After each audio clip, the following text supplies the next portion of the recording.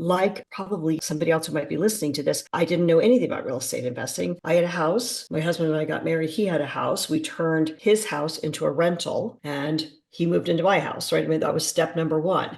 Then he said, I can buy you a diamond or we can buy this empty lot next door. I was like, well, let's buy the dirt. We can buy rocks later, which we did. It took time. But, it was like that one thing led to it. And then as soon as that next house was built, we leveraged the equity in that house and bought the house next door. So now we had 3 houses.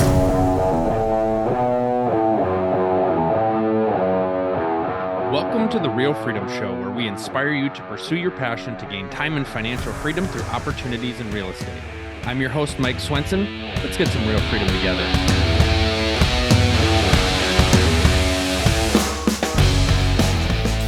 Hello, everybody. Welcome to another episode of Real Freedom, talking about building real estate leverage freedom and helping people to build time and financial freedom through opportunities in real estate. I'm your host, Mike Swenson. If you want to get started on your journey to building wealth through real estate, check out our website, freedomthroughrealestate.com. There's a lot of good information on there to be able to help you navigate and decide maybe what your path might be, what your next step might be. But today's guest, I'm super excited. We talk a lot about how real estate can have multiple streams of income within the industry, or real estate can be one of multiple streams of income with other industries. And so today's guest is a great example of that. We've got Laura Gisborne on, and she has had, you can correct me if I'm wrong, 9 businesses, 9, with real estate being one of those pieces, but Limitless Women really is your brand. And I'll let you share more about that. But yeah, you have a lot of things outside of real estate, and it's because of real estate that's really helped you grow. So if you're somebody listening to this that is outside of the real estate space right now, you're a good example, Laura, of what people can accomplish. And really, it's about building systems. And so that's kind of one of your main pieces, is mastering systems. So we'll talk a lot about that and a lot about how you're able to navigate all these businesses in addition to real estate. So Laura, we're so excited to have you on the show. Thank you. And I love that you love systems. I'm so excited to find a fellow systems geek. Yes. Because we're a little different than the rest of the world most of the time. Yes, absolutely. Yeah. So for people that don't know you, just share a little bit kind of about your background and we'll dig in. Yeah, well, as you said, I've owned 9 companies. When you say that, it sounds like I've owned them all at the same time, which is not the case. It's usually 3, sometimes 4 things going on at one time, while, raising a family and doing life and being a wife and dealing with the dogs and, the stuff that we do, right? So, yeah. And so I'd say, I won't take you back all the way, but it's funny just because the systems conversation for me is often, I always say God had a bigger plan. And my first job was at McDonald's. And I think about the power of what you learn as a young person at McDonald's. I mean, I worked there for several years and I was really excited because I moved up from being, just a cashier to like a team leader. I was all proud of myself, but, everything is very, very systematic. And if you don't understand, as a kid, you don't have to really understand much. You have to follow the system. So as I was growing in my journey, and I married into a family business, so we were in the restaurant business initially, and then restaurants led to real estate, and then my husband said, I think we should do something with this wine business. Next thing you know, we had a winery. I mean, like one thing led to another is a thing. But having retail and having operations and having team, I couldn't have done what I've done without having a lot of help. And in order for those folks to follow through on the mission or the vision of whatever business we owned, required them to have great systems, to have it be really clear and streamlined. And I think in real estate, when we're talking about whether you're doing real estate as a salesperson or as a broker, or if you're doing real estate as an investor, approaching that with systems, what are the revenue generating activities that are really going to help you move your business and your family and your life to that goal that you want to have, has a lot to do with that, I think. Yeah. Absolutely.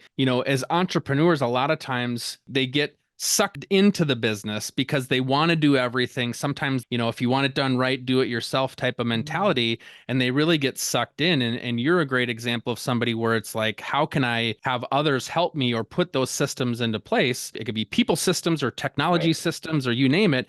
then you can really multiply your businesses because of others versus feeling like you get sucked in and trapped because you want to do everything yourself as the solo entrepreneur. Yeah, I mean, I think I just so many good books come to mind. When you were saying about multiple streams of income, I think about Robert Allen's book, Multiple Streams of Income, was one of the first books that I read that really shook my tree, if you will, as a young person. It was like, this is making me think differently, right?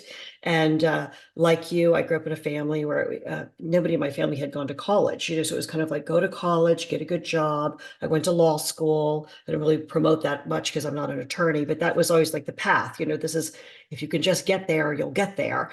And, again, I always joke, say God had another plan.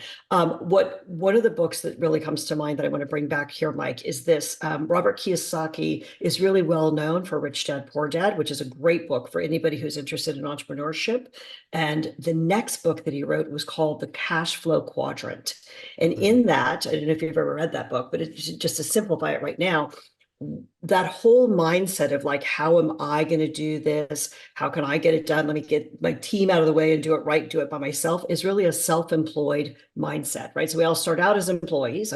Mine was at McDonald's, and then we move into being self-employed if we get lucky. And a lot of people are, again, highly educated. They may have maybe doctors or lawyers or accountants, they are trained, but if they're not working, they're not making money. So the idea of owning businesses is really where your part is coming in when you're talking about freedom. Financial freedom can be achieved in lots of different ways. And I think that's, I don't have one size fits all for that. I think there's lots of paths. I personally love real estate. We know that statistically, historically, the three ways people have made millions of dollars, right, or found financial freedom has been in the stock market, in real estate, and in owning a business. And so for many years, we did well with business ownership and we did really well with real estate. We didn't know anything about the stock market. And now my husband's retired, so he sits around and watches Kramer all day and thinks he knows everything about the stock market. But so far, so good. But, it's an interesting thing. So, real estate as a path to financial freedom is one piece. Having time freedom requires you to have some independence and think like an investor instead of thinking like a self-employed person. And at the end of the day, I mean, when people first hear financial freedom, they think like, be retired and sit up with my feet up all day and not do anything. Or it could just be the freedom of choice, right? 100%. Like you're still busy. You still have your hands in a lot of things and you're doing charity work. You're helping others. And so even though you have the financial freedom, you're using that gift to pour into others and multiply in other ways and give back versus just, hey, now I don't have to do anything. What am I going to do? Because a lot of the people I know that have retired get bored after a while because it's like, well, I have so much time, I don't know what to do. And so they take up a hobby or they take up something else to fill their time. Well, I would imagine anyone who's listening to your show is listening because they have a desire to grow. Those of us that are seekers and God's imbued in us that desire to continue to grow, I don't think that really goes away, provided that you're healthy. And I can tell you that because during COVID, I was in a head-on collision, and that really led to a series of I always say I was arrogantly healthy for 54 years. I just was like, I was that person who went to the doctor, like, check. I don't have any of these things, right? And I wasn't trying to take it for granted. I really do value my health, and I give gratitude for that every day. And at the same time, I didn't realize what it was to be diagnosed with several different diseases and to have that kind of stuff going on. So as I'm speaking to you now, I've just come out of a medical sabbatical, and I took almost 2 years off where we didn't take any new clients in for our consulting business, our leadership training, because I really needed to have that time to heal. And I'm telling you that whole story because it was very much a wake-up call for me. And, here I am today. So being on the other side of that after multiple surgeries, spinal fusion, I had all this crazy stuff, and really coming out of it and going to prayer and meditation and asking, am I done? Is it time for me to retire? Am I meant to be, just sitting here? I don't have any grandkids yet. Am I supposed to, just keep doing my volunteer work? What would you like me to do?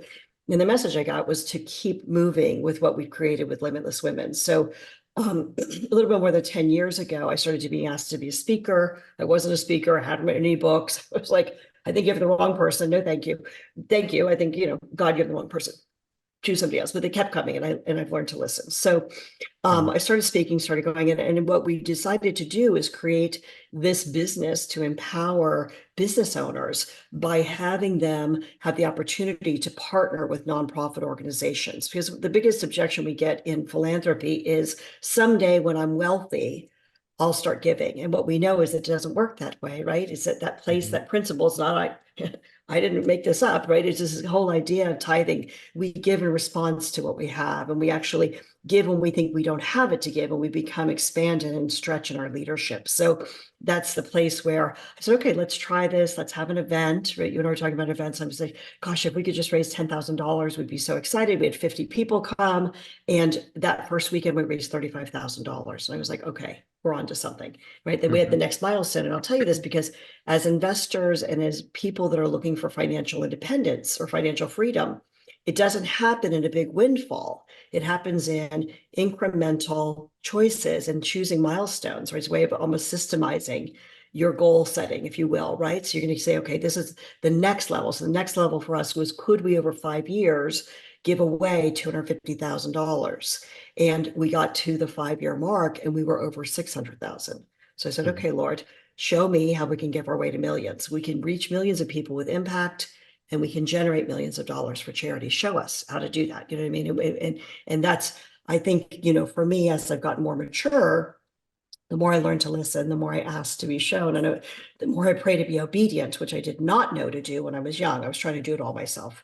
Mhm. The easier it gets. So, to kind of set the foundation, let's talk about the real estate space Sure. first. Talk about what you've done in terms of investing and acquiring properties and that sort of thing, and how that's then set up your opportunities to do other things too. Yeah, I would say, in retrospect, Mike, if I were to go back, there were some things that I did really well, some things that I didn't do well. And I think that's just the reality of life, right? When people say, you've had 9 companies, often they think I've had them all at the same time. I've sold 6 of those. I had a business failure, but nobody ever asked me about that. If you do the math, 9 - 6 is 3. I have 2 companies that I'm running right now. We have one that we opened and closed within 6 months. It was a retail operation that didn't work well, but that's the Mhm. reality of business. You've got to be willing to try some things and move forward. So, like probably somebody else who might be listening to this, I didn't know anything about real estate investing. I had a house. My husband and I got married. He had a house. We turned his house into a rental, and he moved into my house, right? I mean, that was step number one.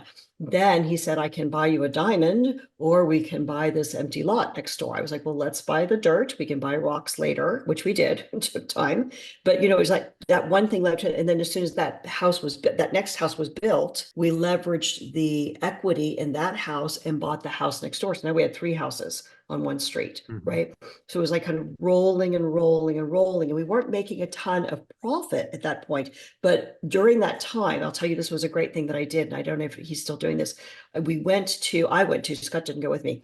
We went to invest. I say we because we both invested it, right? Me going, I had to do the homework, but our investment, we spent $6,000 to send me to a real estate boot camp that was hosted by a gentleman named John Burley, and that was in 2004, right? So this is 20 years ago, and I'd never spent that kind of money. I mean, I went to college, I got scholarships, I earned my way, I worked the whole thing, but like that was the first time I was like, okay, $6,000 for like a 1 week thing. Huh. And it was terrifying, and it was so smart because that next year, our revenue that came in from real estate was over 200,000. So, I learned so much. And one of the things in that I learned a lot of things from John Burley. He's a great leader. But one of the things that I learned was like no negative cash flow. So that's a place that I think is also a red flag. A lot of time people, they're like, oh, I'm going to buy a property and I'm only going to lose a bit of here and I'm going to wait for the equity. No, I mean, you really want to look at your numbers, know your numbers, systemize that stuff right up front. So, we've done everything from long-term rentals to real estate development, to building stuff, to separating properties, buying bigger lots and moving them to smaller chunks and selling them that way. We've done a lot of remodeling. a lot of remodeling. And we've done that in our own homes where we've moved into a home, lived there for 2 years, and then sold the home. While we lived in it while we were remodeling. My son, I think he was probably like 9 or 10, was having a birthday party. We were like, don't step in the hole. We had like a piece of plywood over the floor, like something was coming apart. And so that's where we were able to sell a property, take that $500,000 tax-free, capital gains tax-free. I mean, it's an amazing thing for however long it lasts. We've done that multiple times. Yeah, what else? We started short-term renting a property in 2013. So there was before the rules and regs and before Airbnb was just kind of getting started. It really weren't where they are today. It's one of our favorite stocks. We're like, yay, we love Airbnb. But I think that we rented out that house for 5 years. And during the time, the laws were changing around us. And so it was really one of those things I'd say from business. We've been blessed a lot of times to be early adopters, to be innovators, to be doing the things that Scott and I got married 10 weeks after our first date. So we have this little card that says those who say it can't be done should move out of the way of the people who are doing it. So anyway, I hope that's helpful in some way, telling you my life story, but that's one thing led to another. We were doing some, I was volunteering, I was on the school board, I was coaching soccer, I was doing all these other things while we were just living life. As I hear your story, each one of those things isn't necessarily like an overly glamorous thing. And so I think for a lot of people, when they're like building time and financial freedom through real estate, they think it has to be this huge planting your flag, like, look at this amazing thing that I've done. But it's all these little small moves 100%. add up to when you look back and see, oh my gosh, I've done all these things, but it's not like, hey, we're going to buy 20 rental properties this year, or we're going to do this. It's just a small move, a small move, a small move. And then you've got time to look back and say, wow, we've done a lot with these series of small, somewhat less glamorous moves that add up to something really great. I don't remember who I heard say this, Mike, but I think it was a really great thing. I heard somebody say that, like, do the things on the weekends. Like if you have a 9 to 5 job and you're looking to move into some more of an independent lifestyle, whether it be entrepreneurship or being in real estate as an investor or even as a salesperson, do the things on the weekends that will get you to where your life Monday through Friday is what you want to do. Because most people like work Monday through Friday and then they just pass out on the weekends, right? They just chill, and they don't really want to do anything. And I think that that's the difference. We're talking about being, a bit of a seeker, being a person with a high personality is, we've always looked at opportunities as gifts. And we're also, I think, there's another, I would say in my experience, it's not quite a true conception that entrepreneurs are people that really love risk. I think that entrepreneurs are people that are willing to take risks and learn how to mitigate risks and really look at their, leverage themselves and leverage their time. And I think that's a little different than most folks that have a real job. I don't know. I've never worked in corporate. I worked, I worked at McDonald's. I worked in a law firm as a receptionist, as a secretary while I was going to school. And, one thing led to another. And then all of a sudden, once I landed, while I was doing that, I was working as a waitress and putting myself through school. And so, I ended up marrying someone who owned a restaurant. And the next thing you know, it was like one after another thing took me that path. But I never really went to work for a 9 to 5 job after I was about 23. Yeah. And it sounds like real estate never has been for you the main thing, because you've always done these other businesses in addition to real estate. Yeah. And so I think it also hopefully encourages people to see, like, I mean, it can be a full-time thing, but you don't have to, and you can still build something very great while still doing what you're doing outside of real estate. Well, I'll tell you what, I think I said this to Scott the other day. I think real estate is the best savings account in the world. Personally, there's again, all these sayings, and you've had all these interviews, and whoever people are listening, they've read the books, right? But, they would say, like, the great thing about dirt, they're not making any more of it. This is what we have. I like, for our own experience, when we had those 3 rentals that I was telling you about, like when we got married, we did that over the first few years. Then we sold those and took that money and invested it into the wine business, because what started out as a tasting room ended up becoming a winery with a wine club that was licensed to ship wine to 37 different states. So I had a full-time business manager. That was her job, was like keeping track of all the rules and the regulations and the, 250 members that we had at the time. And, so real estate worked well for us to do other things. And then as we sold those businesses, we kind of moved back into real estate. Almost sometimes it feels like our piggy bank. You know what I mean? It's kind of like, what's the highest and best? When we looked at buying houses here, I told you we bought a few houses in Bastrop, where we are now, which we're on the east side of Austin. And most people don't know where Bastrop is, but you will, because Elon Musk has moved all of his stuff here. So you'll start to hear more about Bastrop. But when we started to look at that, we looked at, what's the best use of the real estate right now? Is it to do long-term rentals or short terms? And short term is more profitable for us.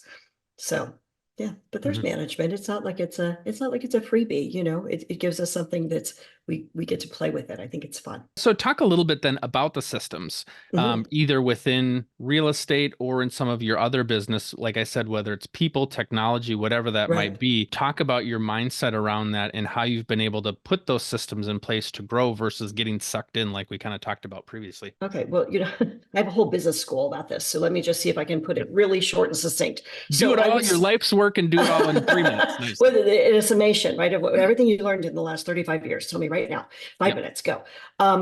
So I think that the systems, every business in every industry has what we call pillars of business, right? Because we work with people all over the world right now. And what we find is that multiple industries, whether you're running the big events like you were doing with 5,000 people, or you're doing your own business, and you're just working as an independent contractor, maybe in somebody else's brokerage, wherever it is, you're going to have some systems. So the first system in our world is around your mindset. It's around your leadership. Right. And corporations spend a lot of money developing their management teams and helping people stay on track. What happens often in the entrepreneur space, in small businesses, and I would say even in our world, a lot of micro businesses, right, because we support women, is that what happens is that there's no structure of support. So I think that leadership and mindset is something that has to constantly be cultivated. We need to figure out, again, how do we take care of our bodies? How do we take care of our minds? How do we keep ourselves on track? What's missing for most businesses, I'll tell you, this is the secret sauce of our world, is between pillar number 1, which is leadership, and pillar number 2, which is marketing. No one in the small business space that I'm aware of really talks about how important it is to have a mission, how important it is to have a vision for your work, how important it is to have core values and a culture. Because when you're a party of one, sometimes you just think like, well, I'm just going to do everything that needs to be done until I can build a team. But here's the deal. As soon as you want to magnetize clients and team members to come to be a part of your organization to move everything forward, that mission and vision and culture is really what becomes sticky. Make sense? So we do a lot of that work when we're doing private work with people. Then we go into the marketing. Again, marketing only works if the message is targeted. You may be having the greatest syndication in the world, but if I'm not looking for it and I don't have a problem, I'm not your client, right? So how do you get to the right people with the right language? It always comes back to that place of the deeper foundational pieces. Great marketing leads to sales with ease. If you market to the right people at the right time, sales is not complicated. Problem solution. This is how all business works all around the world. Sales generates revenue. You got to know about your numbers. You got to learn about finance. You got to learn about no negative cash flow if you're doing real estate investing. You got to learn about, can you leverage? If you're going to leverage, is there profit there? What's going to be the overhead? What's going to cost for management? What's going to cost for all those hidden things? Like we just had a septic system go out. It was $3,000 in a 2-year-old house, by the way. Hello, stuff happens, right? So you're going to figure those kind of things out. What are your cushions? Your finance. That finance is how you start to pay for people to do the do, right? So if you need someone to do property management, who's going to pay for that? That's going to come out of your sales, right? I mean, these are the kind of things you're doing, either your rental income if you're doing real estate, or your sales if you're in business, or if you are, again, doing real estate sales as a salesperson, what's your commissions? How do you have a consistent marketing machine that's bringing in consistent revenue versus the financial roller coaster that I see a lot of realtors in, right? How do you get out of that world? Think like a business owner. Once you have your team there, then you're really looking at, how do we streamline operations? How do we increase profitability? Because here's the other big conversation in business, which is like, how do we get to that first million? I'm going to tell you, you can spend $1,000,001 to get to $1 million in gross revenue, but you still don't have any money in your piggy bank. There's a problem there, right? So understanding systems and teams and operations, but all of those pillars, your leadership, your marketing, your sales, your operations, your team, your finance, all those need structure. And for us, the seventh pillar we teach is around legacy. Because here's the deal. I don't know how old you are. You look really young, Mike, but I'm going to tell you that this piece around legacy as something I'm going to think about when I hit my 70s, it's too late.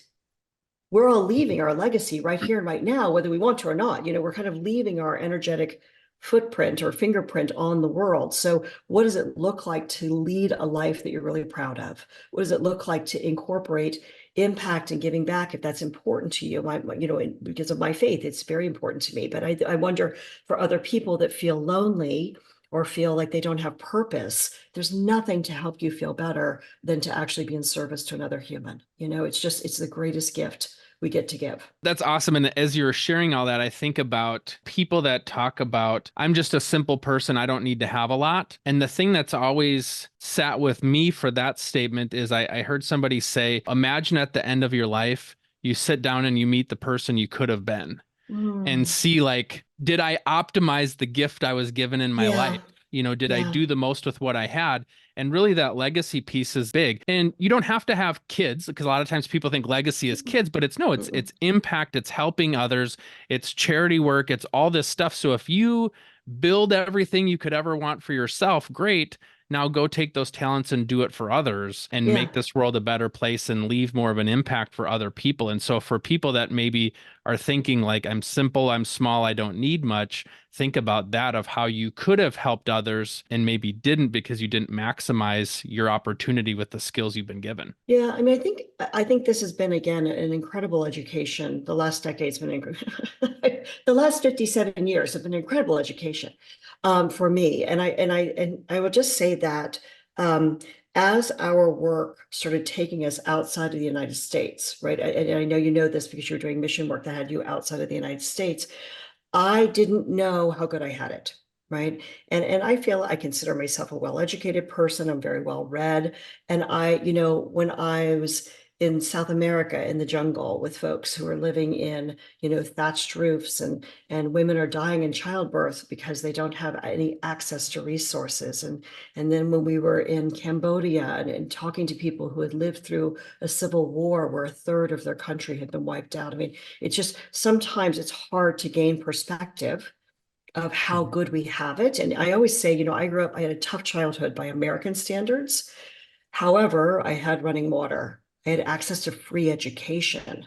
I had opportunities. I was born white. I mean, let me just tell you, I was born white. There's some good things. I was born in this generation in the 1960s where women in the United States were not allowed to have a checking account without a man's signature before I think 1970, if I've got the dates right. So, there's so much that we have in the way of access to resources. And yet a lot of our programming tells us that we're not enough and there's more. And if we just had more, we'd be more. I find that the inner work is so much more rewarding. The outer work is not that complicated. And I don't mean to be arrogant about that, but you can make more money by reaching more people. So you can figure out systems and scale. What's the richness of life, I think, are the experiences and the connections. I love when you were talking about you've done all these podcasts, Mike, and you have all these new friends and all these relationships. That currency for you over the course of your lifetime is priceless. Real estate agents, are you tired of letting the busyness of your real estate business get in the way of your real estate investing goals and your financial future? I'm excited to announce that we've created the Real Freedom Investor Agent Tribe to help you. We've got a ton of content, educational tools to help accelerate your learning curve and get you on the right path to hit your investing goals. We also have a mastermind tribe of people just like you, agents that want to grow their own portfolio and encourage you and cheer you on along the way, as well as some private one-on-one coaching. So go to realfreedom.com, click on the store, you'll see the options there. We're so excited to be able to help you. I've priced it super low so price can't get in the way, but did want to have some skin in the game for you to help with that accountability. So go check it out, realfreedom.com, click on the store. We're excited to connect with you and excited for you to connect with your tribe of real estate agents, investing, trying to build their financial freedom. Well, yeah, that's a great ending spot here. We covered a lot in just a short amount of time. So thank you so much, Laura, for sharing. For people that want to learn more about you and the work that you're doing, how can they do so? So limitlesswomen.com is the way to, find us. You can Google me, and I'm Googleable. How cool is that? We didn't have that when I was a kid. So that's kind of a cool thing. You can find me. I'm all over the web. So limitlesswomen.com is where you can connect with me, or find me on one of the social media channels, and always happy to connect and support you however I can. Thank you so much for coming on and sharing. It was a joy. Best of luck to you in your future in the event that you've got coming up and raising more money for charity.